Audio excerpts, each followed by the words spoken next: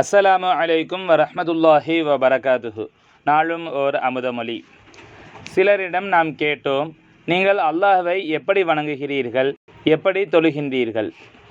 ஒருவர் பதில் சொல்ல தெரியாமல் வெட்கப்பட்டார். மற்றொருவர், நான் அல்லாஹ் எனும் பெயரை வணங்குகின்றேன் என்றார்.